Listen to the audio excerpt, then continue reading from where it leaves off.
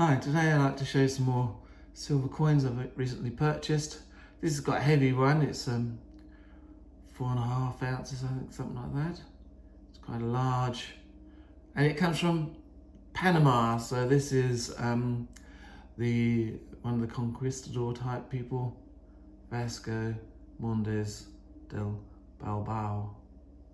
And a Balbao is a unit of currency in Panama, 1977 on one side. Then on this one you got República de Panama, 20 Balbaos on that side, and it says lei, which I think is silver in French, 925. The coat of arms of Panama on that side. Then we've got these British coins. We got one here, it says when men and mountains meet, and it's got Stonehenge here, and I think on the top it's got something, another people part. Not sure where these sayings come from. Great things are done when men and mountains meet. I'm not sure where that phrase comes from. If anybody knows, let me know. This is a British coin, and on here it's a £5, 2009, Elizabeth III. It's quite a nice chunky coin as well. I find when silver coins is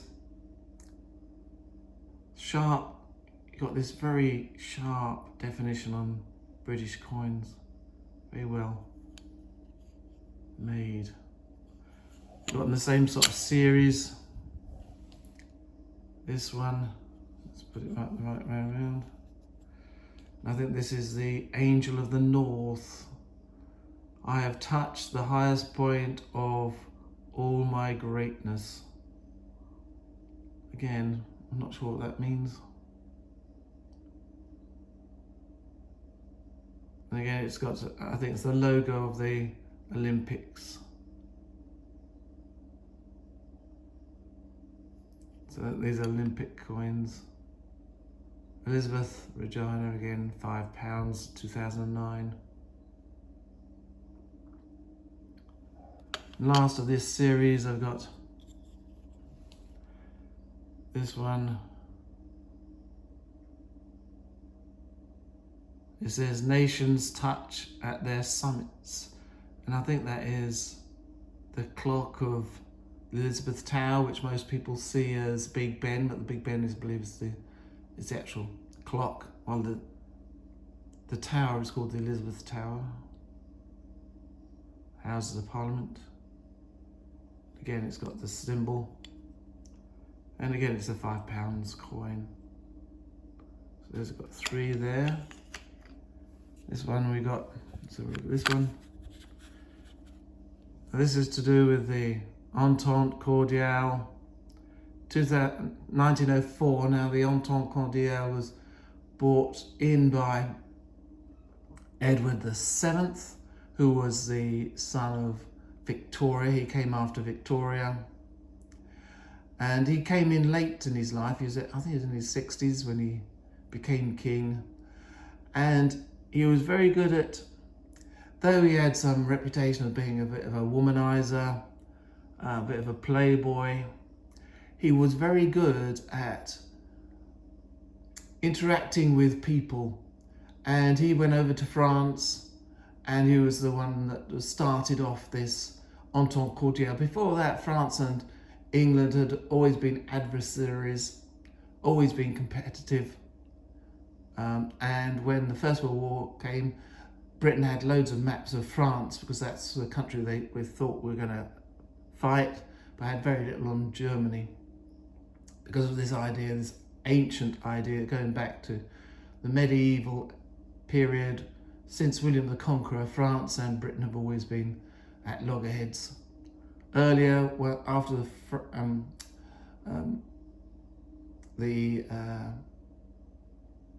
time of William the Conqueror, it was because most of the barons of England were actually barons of France, and they held lands in both countries. Also, there was this thing that England believed, or the English king believed, that he was also king of France. And you had the War of the 100 Years' War, and Henry V going over there, Agincourt, all those sort of wars. It was to do with this linkage between the nobility of England, who a lot of them were linked to the French royal families, and even today a lot of the nobility have French names like de Courcy and places like that. So I think there's 20% of the land is still owned by people who came over by William the Conqueror in England. So there is still a large linkage between England and France, which caused these wars.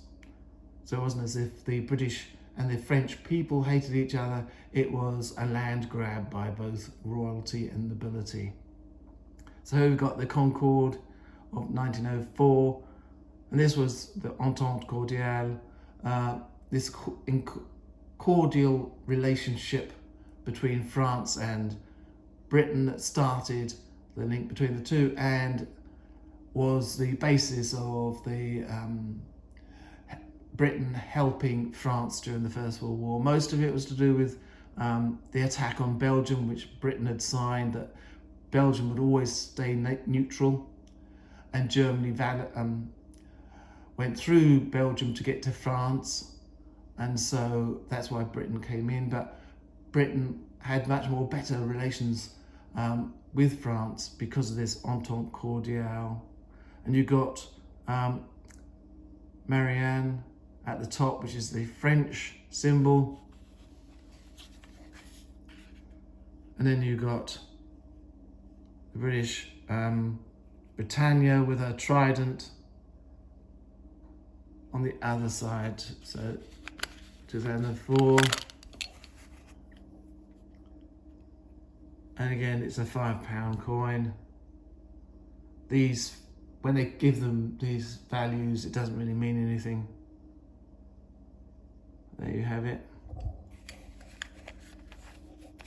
If you want to have a look at the little paper, it tells you bits and pieces about it. If you want to read that at your own leisure.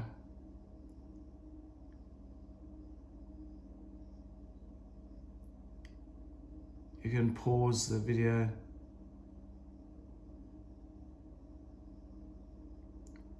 Have a read.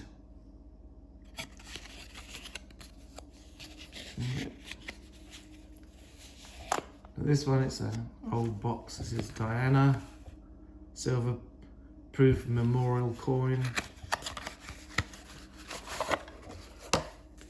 On the side you got another little package, silver proof memorial coin. Then inside this we've got this coin here.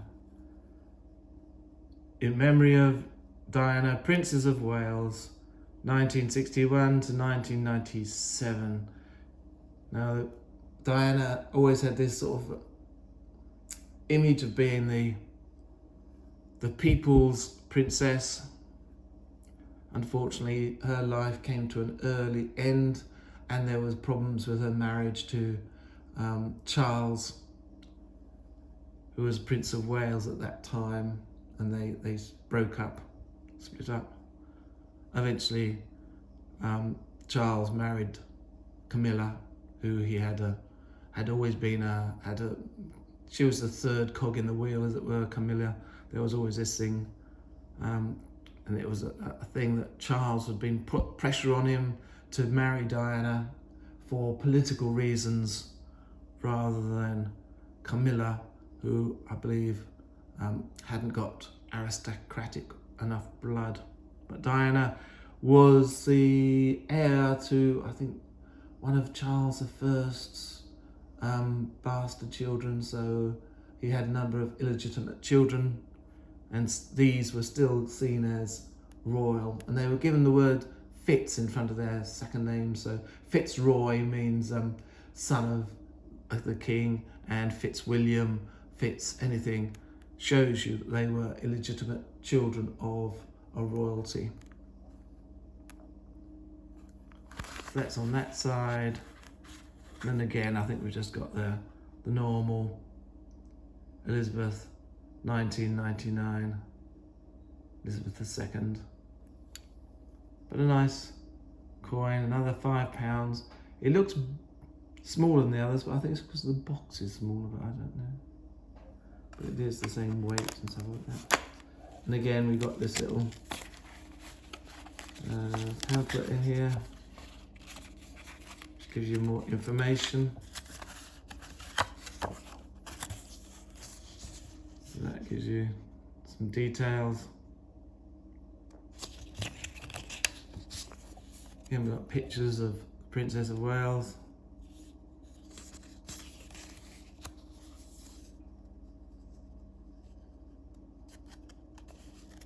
She was always seen as a person who could get on with people, caring royal.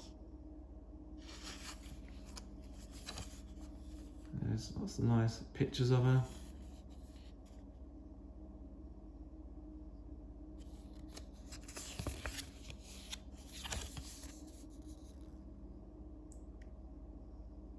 Again, in her outfits. This position has now been taken up by the Duke of, well, he's the Prince of Wales now. That is Charles's son, William. His wife has taken up this role because she's very elegant and very easy to get on with. So that's Kate or Catherine. She's sort of taking over this role of the people's princess. And there's all the flowers after her death. Because the royals were very under a lot of pressure when she died, because I think the Queen was in Balmoral in Scotland, and she did not return to London when the death occurred, and there was lots of people who said that she should have returned earlier, and she was under a lot of pressure, and she returned to England, to London, and then was seen outside looking at all the flower contributions that were laid out outside of Buckingham Palace. So that's the Diana one. Now we'll go on to this Millennium one. It says a silver-proof crown. Now, a crown to me means 5 shillings, because half a crown was 2 and 6. But this one, it's a £5 coin again, so it's a bit odd to me. This is a very nice coin. I think it's a very well-made coin with Britain and it says Anno Domini, the year of our Lord, 1999 to 2000, £5. I remember the year 2000, there's this conspiracy theory that all the planes would fall from the sky, all the toasters and anything that's got a chip in it, like all the computers in the world would stop because of this, it going over from 1999 to 2000. It caused a problem in that software on the hardware of computers, and they'd all stop. But it never happened, But there was this concern that things would suddenly stop for some reason.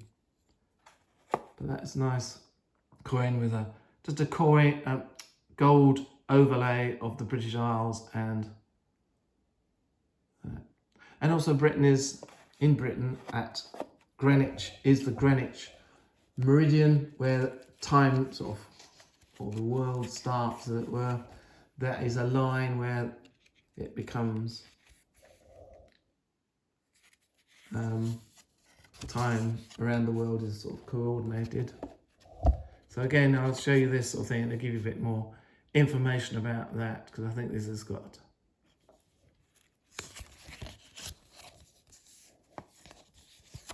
information about the Millennium Crown.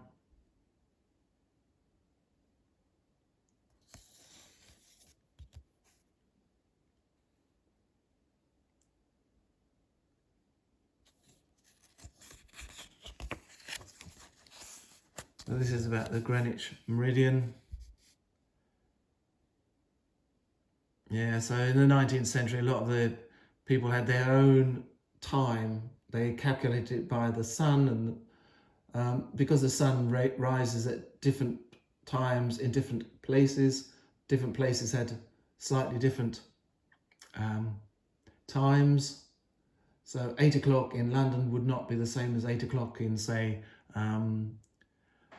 Chichester. It might be a few minutes different. And that caused a lot of problems when we had things like the railways. When you were going by coach, it didn't matter so much because it's so slow, the travelling. But when you started to travel faster, and train was a good example of that, you were travelling very fast, then it caused problems, especially things like what time trains arrived and what time trains departed.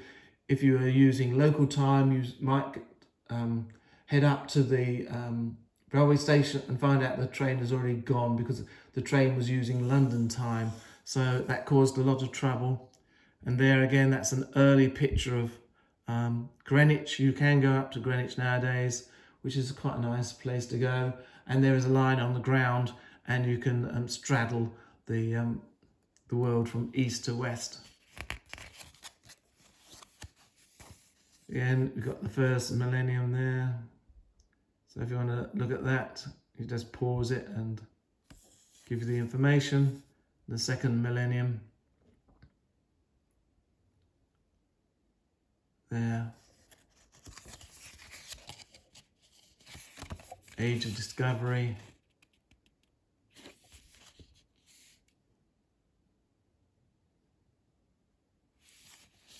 Captain Cook, who went around the world.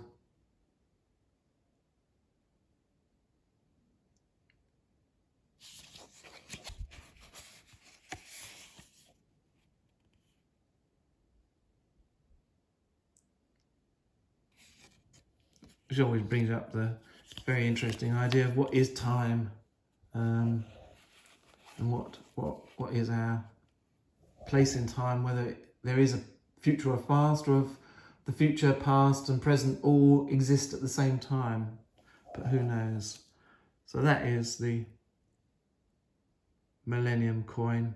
I hope that was some interest for you. So please subscribe if you haven't, give it a like. That all helps to boost the channel, and look at other old videos, because none of my videos really age, because they're all about things that don't age. They're all about coins and other historical items that just are of interest, and are of interest today, tomorrow and in the future. So thank you very much for looking, and I'll come back to you soon with some more interesting stuff. Okay, bye.